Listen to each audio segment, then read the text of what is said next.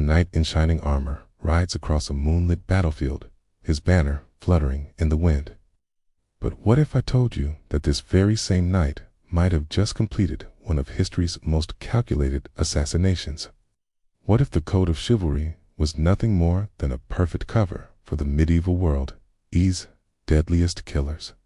Tonight, we read tearing away the romantic veil of knighthood to reveal a shocking truth that historians have whispered about for centuries. Were medieval knights actually elite assassins disguised as noble warriors? The answer will completely change how you see the Middle Ages forever. Let's start with what made knights the perfect assassins. Think about it. Who else in medieval society had unrestricted access to castles, could travel freely across kingdoms, and carried weapons without question? A knight could walk into any court, any fortress, any royal chamber, and no one would bat an eye. They were the ultimate wolves in sheep's clothing. But here's where it gets truly sinister. The very code of chivalry that we romanticize today, honor, loyalty, service to God and King, created the perfect psychological profile for an assassin. These weren't random killers. They were methodical, disciplined, and absolutely devoted to their cause. They could wait months, even years, to strike at the perfect moment. Now, let's talk about the Knights Templar, supposedly holy warriors protecting Christian pilgrims. But recent archaeological evidence suggests something far more disturbing. Hidden chambers beneath Templar strongholds have revealed intricate maps of European castles, detailed poison recipes, and most chilling of all, assassination contracts written in code. The Templars operated across Europe with unprecedented freedom. They answered to no king, no lord, only to the Pope himself. This gave them the perfect network for coordinated eliminations. When a rival of the church needed to disappear, when a rebellious noble threatened the established order, the Templars could strike anywhere, anytime. But here is the most terrifying part. They were so effective that their targets often died of mysterious illnesses or unfortunate accidents. No blood on their swords, no witnesses, just perfectly executed deaths that looked completely natural. Medieval knights weren't just skilled with swords. They were masters of subtle murder. Court records from the 13th century described knights who were suspiciously knowledgeable about exotic poisons from the East. They knew exactly which mushrooms could mimic a heart attack, which herbs could cause a stroke, and how to time these deaths to avoid suspicion. Their training in single combat made them devastating in close quarters, but their real genius lay in psychological warfare. A knight could spend months befriending their target, earning their trust, becoming indispensable, all while planning the perfect moment to strike. Some of the most notorious duels of honor in medieval history were actually elaborate assassinations. The challenger would provoke a fight, knowing they had superior training and equipment. To witnesses, it looked like a fair fight. In reality, it was a premeditated murder with a crowd of unwitting accomplices. Consider the mysterious deaths of medieval rulers. King John of England supposedly died of dysentery, but what if it was poison administered by a knight in his inner circle? Richard the Lionheart, killed by a crossbow bolt during a siege, or was it a calculated hit by someone who knew exactly where he'd be standing?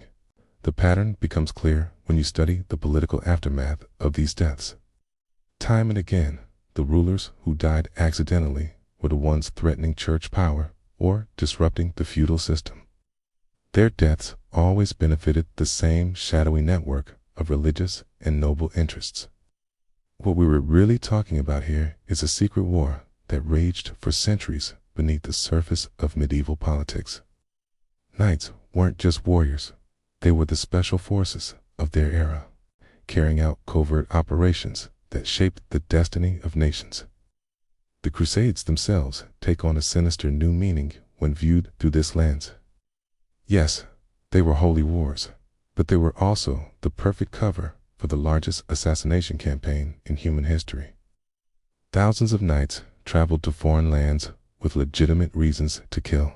And many of them learned techniques that they brought back to Europe.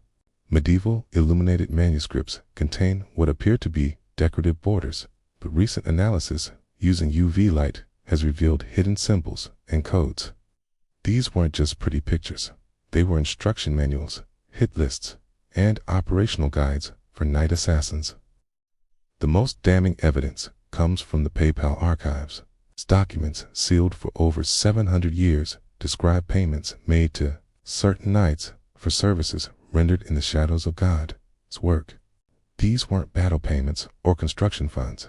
They were assassination fees paid directly by the church to eliminate its enemies.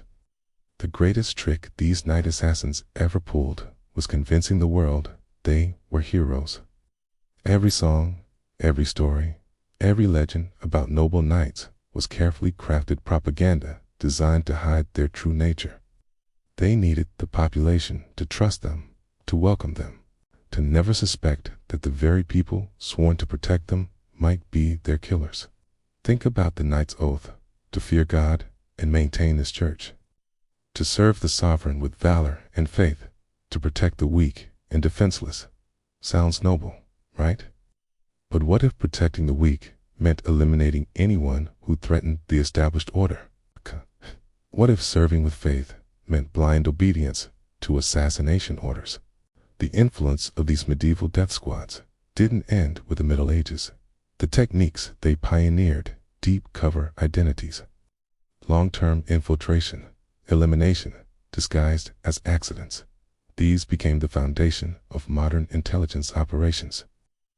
Every spy agency, every special forces unit, every covert operation today traces its roots back to these armored killers who perfected the art of sanctified murder.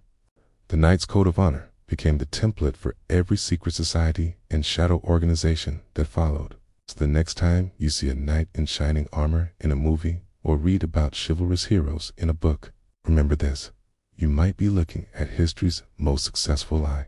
Behind that gleaming armor and noble bearing could be a cold-blooded killer, trained from childhood to murder without conscience, protected by a code of honor that was actually a license to kill.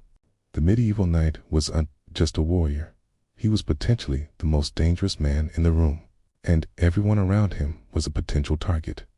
In an age where trust meant survival, the most trusted men in society might have been the very ones you should have feared the most.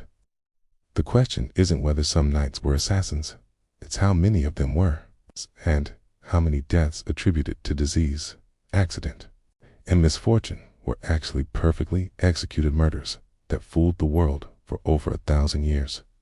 History is written by the victors, and in this case, the victors were master assassins who convinced the world they were saints. Other historical heroes might be hiding dark secrets.